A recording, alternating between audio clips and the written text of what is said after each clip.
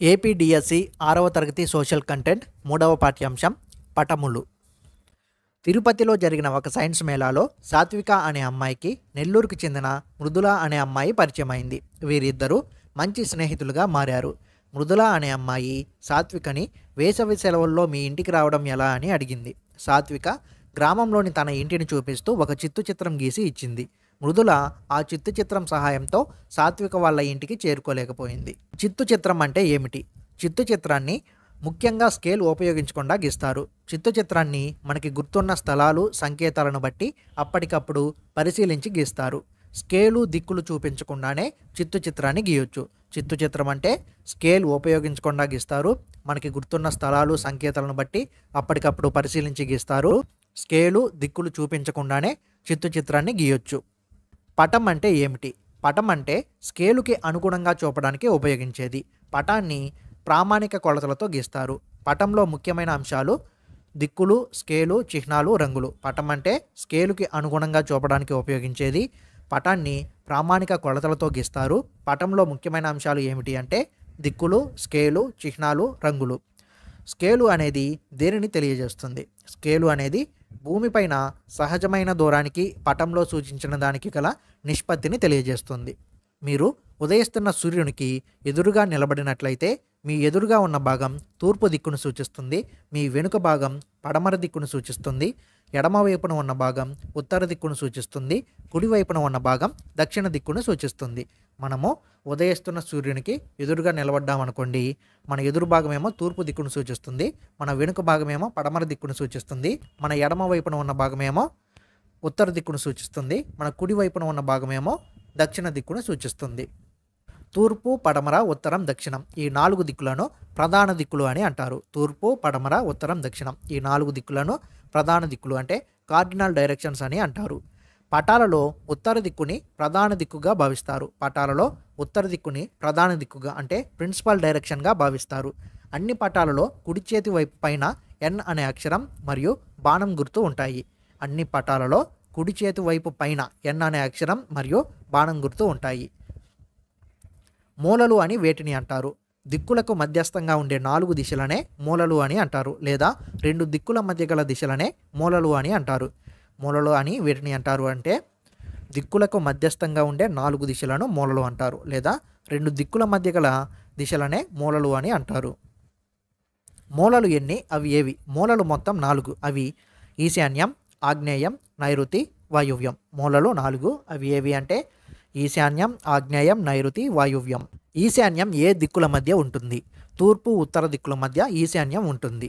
ఆగ్నేయం ఏ దిక్కుల మధ్య ఉంటుంది? ఆగ్నేయం తూర్పు, దక్షిణ దిక్కుల మధ్య ఉంటుంది. నైరుతి ఏ దిక్కుల మధ్య ఉంటుంది? నైరుతి దక్షిణ, పడమర దిక్కుల మధ్య ఉంటుంది. వాయువ్యం ఏ దిక్కుల మధ్య ఉంటుంది? వాయువ్యం పడమర, ఉత్తర దిక్కుల మధ్య ఉంటుంది. పడమర దిక్కుకి గల మరొక పేరు ఏమిటి? పడమర దిక్కుకి గల మరొక పేరు పశ్చిమ దిక్కు. మూలల సహాయంతో ఒక ప్రాంతం యొక్క ఉనికిని మరింత ఖచ్చితంగా తెలుసుకోవచ్చు. మూలల సహాయంతో ఒక ప్రాంతం యొక్క ఉనికిని మరింత ఖచ్చితంగా తెలుసుకోవచ్చట. పటంలో చిహ్నాల యొక్క ప్రాముఖ్యత ఏమిటి? చిహ్నాలు తక్కువ స్థలంలో ఎక్కువ సమాచారాన్ని ఇస్తాయి. చిహ్నాలను ఉపయోగించడం వల్ల పటాలను గీయడం, చదవడం సులభమవుతుంది. కొత్త ప్రాంతానికి వెళ్ళినప్పుడు పటాన్ని ఉపయోగించి చిహ్నాల సహాయంతో సమాచారాన్ని తెలుసుకోవచ్చు. పటంలో చిహ్నాల యొక్క ప్రాముఖ్యత ఏమిటి అంటే చిహ్నాలు అనేవి తక్కువ స్థలంలో ఎక్కువ సమాచారాన్ని ఇస్తాయి. చిహ్నాలను ఉపయోగించడం వల్ల పటాలను గీయడం, చదవడం సులభమవుతుంది. మరియు కొత్త ప్రాంతానికి వెళ్ళినప్పుడు పటాన్ని ఉపయోగించి చిహ్నాల సహాయంతో సమాచారాన్ని తెలుసుకోవచ్చు. పటాలను తయారు చేసేవారిని కార్టోగ్రాఫర్లు అని అంటారు. పటాలు తయారు చేసేవారిని కార్టోగ్రాఫర్లు అని అంటారు. పటాల సంకలనాన్ని అట్లాస్ అని పిలుస్తారు. పటాల సంకలనాన్ని ఏమని పిలుస్తారు అంటే అట్లాస్ అని పిలుస్తారు. ఈ క్రింద ఇవ్వబడినటువంటి చిహ్నం పటంలో దేనిని సూచిస్తుంది? ఈ క్రింద ఇవ్వబడినటువంటి చిహ్నం పటంలో బ్రాడ్గేజ్ రైల్వేని సూచిస్తుంది. ఈ క్రింద ఇవ్వబడినటువంటి చిహ్నం పటంలో దేనిని సూచిస్తుంది? ఈ క్రింద ఇచ్చినటువంటి చిహ్నం ఇది పటంలో కచ్చా రోడ్డుని సూచిస్తుంది. ఈ క్రింద ఇవ్వబడినటువంటి చిహ్నం పటంలో దేనిని సూచిస్తుంది? ఇక్కడ ఇవ్వబడినటువంటి చిహ్నం పటంలో పక్కా రోడ్డుని సూచిస్తుంది. పటంలో పిఎస్ అనే అక్షరాలు పోలీస్ స్టేషన్ని సూచిస్తుంది. పి అంటే పోలీస్, ఎస్ అంటే స్టేషన్.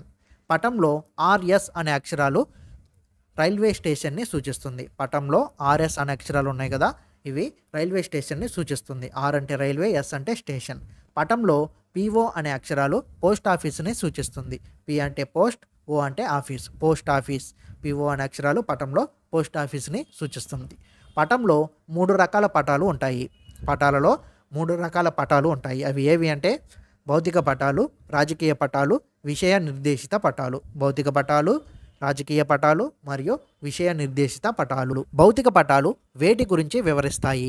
భౌగోళిక స్వరూపాలను చూపే పటాలను భౌతిక పటాలు అని అంటారు.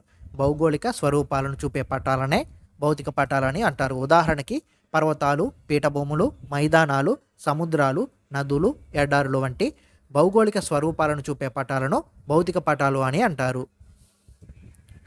రాజకీయ పటాలు వేటి గురించి వివరిస్తాయి? రాజకీయ పటాలు ప్రదేశాల యొక్క సరిహద్దులను చూపే పటాలను రాజకీయ పటాలు అని అంటారు. ఉదాహరణకి గ్రామాలు, నగరాలు, పట్టణాలు, జిల్లాలు, రాష్ట్రాలు, దేశాలు వంటి ప్రదేశాల యొక్క సరిహద్దులను తెలిపే పటాలనే రాజకీయ పటాలు అని అంటారు. విషయ నిర్దేశిత పటాలు వేటిని వివరిస్తాయి? విషయ నిర్దేశిత పటాలు కొన్ని నిర్దిష్ట అంశాల గురించి వివరించడానికి ఉపయోగిస్తారు. ఉదాహరణకి భూమి వినియోగం, ఉష్ణోగ్రత, వర్షపాతం, జనాభా, నేలలు, అడవులు, పంటలు, ఖనిజాలు, పరిశ్రమలు, రైలు మార్గాలు, రోడ్డు మార్గాలు, జల మార్గాలు వంటి కొన్ని నిర్దిష్ట అంశాల గురించి వివరించడానికే విషయ నిర్దేశిత పటాలను ఉపయోగిస్తారు.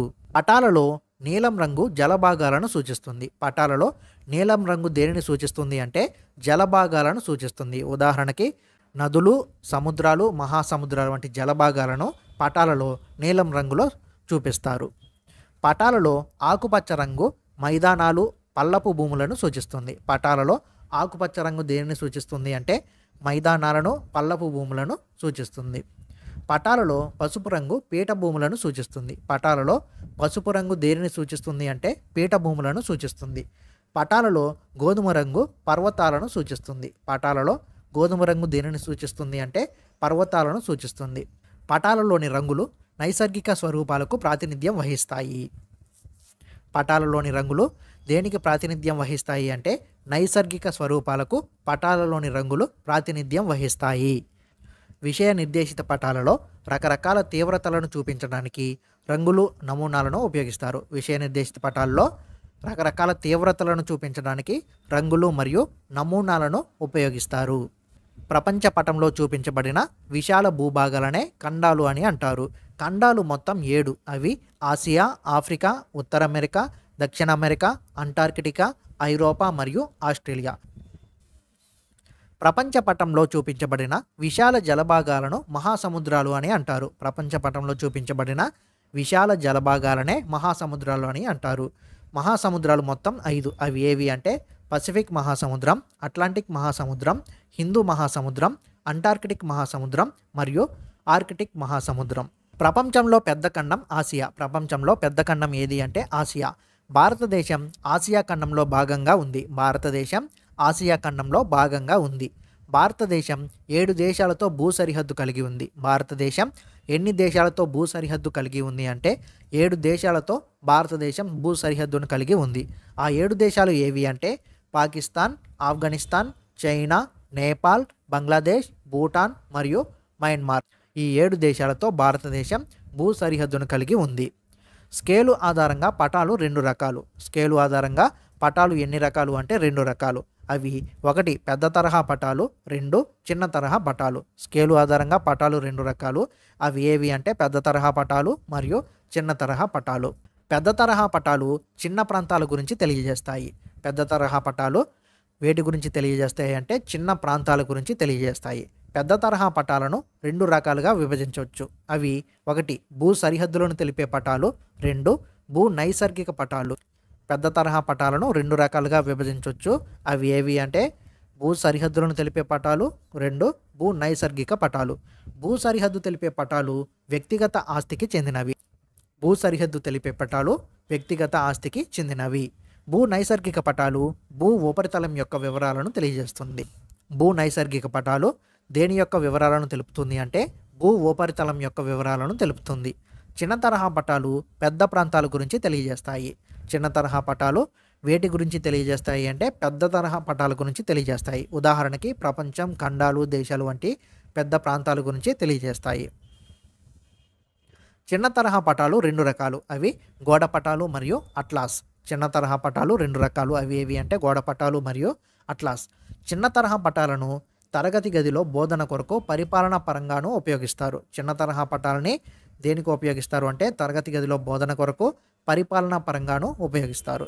చిన్న తరహా పటాలు రాజకీయ అంశాలను, భౌగోళిక అంశాలను చూపిస్తాయి. చిన్న తరహా పటాలు వేటిని చూపుతాయి అంటే రాజకీయ అంశాలను, భౌగోళిక అంశాలను చూపుతాయి. దిక్సూచి అంటే ఏమిటి? 2 బిందువుల మధ్య దూరాన్ని కొలుచుటకు మరియు వృత్తాలు, రేఖలు గీయుటకు ఉపయోగించే పరికరమే దిక్సూచి. దిక్సూచి అంటే 2 బిందువుల మధ్య దూరాన్ని కొలవడానికి మరియు వృత్తాలు, రేఖలు గీయడానికి ఉపయోగించే పరికరాన్నే దిక్సూచి అని అంటారు. జీపీఎస్ అంటే ఏమిటి? Global positioning system. జీపీఎస్ అంటే గ్లోబల్ పొజిషనింగ్ సిస్టమ్. జీపీఎస్ వల్ల ఉపయోగాలు ఏమిటి? జీపీఎస్ వల్ల ప్రస్తుతం విశ్వంలో మనం ఉన్న స్థానాన్ని తెలుసుకోవచ్చు. ప్రస్తుతం మనం విశ్వంలో ఎక్కడ ఉన్నామో తెలుసుకోవచ్చు. భూమి మీద ఉండే వస్తువులను గుర్తించడానికి ముఖ్యమైన సాంకేతిక వ్యవస్థ జీపీఎస్. భూమి మీద ఉండే వస్తువులను గుర్తించడానికి ముఖ్యమైన సాంకేతిక వ్యవస్థ ఏది అంటే జీపీఎస్. వెబ్ ఆధారిత పటాల వల్ల ప్రయోజనాలు ఏమిటి? వెబ్ ఆధారిత పటాల వల్ల ప్రయోజనాలు ఏమిటి అంటే ప్రపంచంలోని అన్ని భౌగోళిక ప్రాంతాలు, ప్రదేశాల గురించి పూర్తి సమాచారం పొందొచ్చు. వెబ్ ఆధారిత పటాల వల్ల ప్రపంచంలోని అన్ని భౌగోళిక ప్రాంతాలు, ప్రదేశాల గురించి పూర్తి సమాచారం పొందొచ్చు. అలాగే అనేక ప్రదేశాలను ఉపగ్రహ విహంగ వీక్షణ చేయొచ్చు. పటాల వల్ల ఉపయోగాలు ఏమిటి? పటాల వల్ల ఉపయోగాలు అంటే నగరాలు, రాష్ట్రాలు, జిల్లాలు, దేశాలు వంటి ప్రదేశాలను గుర్తించడానికి పటాలు ఉపయోగపడతాయి. అలాగే పర్వతాలు, పీఠభూములు, మైదానాలు వంటి భూస్వరూపాలను చూడొచ్చు. అలాగే పటాల వల్ల రహదారి మార్గాలైన రోడ్లు, రైల్వేల గురించి తెలుసుకోవచ్చు. అలాగే పటాల వల్ల పంటలు, ఖనిజాలు, నేలల పంపిణీ గురించి అవగాహన చేసుకోవడానికి పటాలు ఉపయోగపడతాయి. యుద్ధ సమయాల్లో సైనికులకు భద్రత దృష్ట్యా పటాలు ఉపయోగకరంగా ఉంటాయి. మరియు పర్యాటకులు, ప్రయాణికులకు వారి గమ్యం చేరడానికి పటాలు మార్గదర్శకంగా ఉంటాయి. పటాలు అనే పాఠ్యాంశంలో టెక్స్ట్ బుక్లో మనం చేద్దాం అనే ఒక కృత్యం ఇవ్వబడింది. అదేమిటంటే రాష్ట్రాలు, కేంద్రపాలిత ప్రాంతాలు మరియు వాటి రాజధానుల పట్టికను తయారు చేయండి అని ఇవ్వడం జరిగింది. కాబట్టి మనము రాష్ట్రాలు, వాటి రాజధానులు తెలుసుకోవాల్సిన అవసరం కూడా ఉంది. కాబట్టి అవి కూడా తెలుసుకుందాం. భారతదేశ రాజధాని న్యూఢిల్లీ. భారతదేశ రాజధాని ఏది అంటే న్యూఢిల్లీ. లడఖ్ రాజధాని లేహ్. లడఖ్ రాజధాని ఏది అంటే లేహ్. జమ్మూ కాశ్మీర్ వేసవి రాజధాని శ్రీనగర్. జమ్మూ కాశ్మీర్ యొక్క వేసవి రాజధాని ఏది అంటే శ్రీనగర్. జమ్మూ కాశ్మీర్ యొక్క శీతాకాల రాజధాని జమ్మూ. జమ్మూ కాశ్మీర్ యొక్క శీతాకాల రాజధాని ఏది అంటే జమ్మూ. హిమాచల్ ప్రదేశ్ రాజధాని సిమ్లా. హిమాచల్ ప్రదేశ్ రాజధాని ఏది అంటే సిమ్లా. ఆంధ్రప్రదేశ్ రాజధాని అమరావతి. ఆంధ్రప్రదేశ్ యొక్క రాజధాని ఏది అంటే అమరావతి. అస్సాం రాజధాని దిస్పూర్. అస్సాం రాజధాని ఏది అంటే దిస్పూర్. బీహార్ రాజధాని పాట్నా. బీహార్ రాజధాని ఏది అంటే పాట్నా. ఛత్తీస్గఢ్ రాజధాని రాయ్పూర్. ఛత్తీస్గఢ్ రాజధాని ఏది అంటే రాయ్పూర్. గోవా రాజధాని పనాజీ. గోవా రాజధాని ఏది అంటే పనాజీ. గుజరాత్ రాజధాని గాంధీనగర్. గుజరాత్ రాజధాని ఏది అంటే గాంధీనగర్. హర్యానా రాజధాని చండీగఢ్. హర్యానా రాజధాని ఏది అంటే చండీగఢ్. జార్ఖండ్ రాజధాని రాంచీ. జార్ఖండ్ రాజధాని ఏది అంటే రాంచీ. కర్ణాటక రాజధాని బెంగుళూరు. కర్ణాటక రాజధాని బెంగుళూరు. కేరళ రాజధాని తిరువనంతపురం. కేరళ రాజధాని ఏది అంటే తిరువనంతపురం. మధ్యప్రదేశ్ రాజధాని భోపాల్. మధ్యప్రదేశ్ రాజధాని ఏది అంటే భోపాల్. మహారాష్ట్ర రాజధాని ముంబై. మహారాష్ట్ర రాజధాని ఏది అంటే ముంబై. మణిపూర్ రాజధాని ఇంఫాల్. మణిపూర్ రాజధాని ఏది అంటే ఇంఫాల్. మేఘాలయ రాజధాని షిల్లాంగ్. మేఘాలయ రాజధాని ఏది అంటే షిల్లాంగ్. మిజోరాం రాజధాని ఐజ్వాల్. మిజోరాం రాజధాని ఏది అంటే ఐజ్వాల్. నాగాలాండ్ రాజధాని కోహిమా. నాగాలాండ్ రాజధాని ఏది అంటే కోహిమా. ఒడిస్సా రాజధాని భువనేశ్వర్. ఒడిస్సా రాజధాని భువనేశ్వర్. పంజాబ్ రాజధాని చండీగఢ్. పంజాబ్ రాజధాని ఏది అంటే చండీగఢ్. రాజస్థాన్ రాజధాని జైపూర్. రాజస్థాన్ రాజధాని ఏది అంటే జైపూర్. సిక్కిం రాజధాని గ్యాంగ్టాక్. సిక్కిం రాజధాని ఏది అంటే గ్యాంగ్టాక్. తమిళనాడు రాజధాని చెన్నై. తమిళనాడు రాజధాని ఏది అంటే చెన్నై. తెలంగాణ రాజధాని హైదరాబాద్. తెలంగాణ రాజధాని ఏది అంటే హైదరాబాద్. త్రిపుర రాజధాని అగర్తల. త్రిపుర రాజధాని ఏది అంటే అగర్తల. ఉత్తరప్రదేశ్ రాజధాని లక్నో. ఉత్తరప్రదేశ్ రాజధాని ఏది అంటే లక్నో. ఉత్తరాఖండ్ రాజధాని డెహ్రాడూన్. ఉత్తరాఖండ్ రాజధాని ఏది అంటే డెహ్రాడూన్. పశ్చిమ బెంగాల్ రాజధాని కోల్కతా. పశ్చిమ బెంగాల్ రాజధాని ఏది అంటే కోల్కతా. పుదుచ్చేరి రాజధాని పాండిచ్చేరి. పుదుచ్చేరి రాజధాని ఏది అంటే పాండిచ్చేరి. లక్షద్వీప్ రాజధాని కవరట్టి. లక్షద్వీప్ రాజధాని ఏది అంటే కవరట్టి. ఢిల్లీ రాజధాని న్యూఢిల్లీ. ఢిల్లీ రాజధాని ఏది అంటే న్యూఢిల్లీ. అండమాన్ మరియు నికోబార్ దీవుల రాజధాని పోర్ట్ బ్లేర్. అండమాన్ మరియు నికోబార్ దీవుల రాజధాని ఏది అంటే పోర్ట్ బ్లేర్. చండీగఢ్ రాజధాని చండీగఢ్. చండీగఢ్ రాజధాని ఏది అంటే చండీగఢ్. దాద్రా నగర్ అండ్ హవేలీ మరియు డామన్ అండ్ డయ్యూ రాజధాని డామన్. దాద్రా నగర్ మరియు హవేలీ మరియు డామన్ అండ్ డయ్యూ రాజధాని ఏది అంటే డామన్. ఫ్రెండ్స్, ఈ వీడియో కనుక మీకు నచ్చినట్లయితే లైక్ చేసి కామెంట్ చేయండి. నెక్స్ట్ వీడియోలో ఆంధ్రప్రదేశ్ భూస్వరూపాల గురించి తెలుసుకుందాం. Thank you for watching.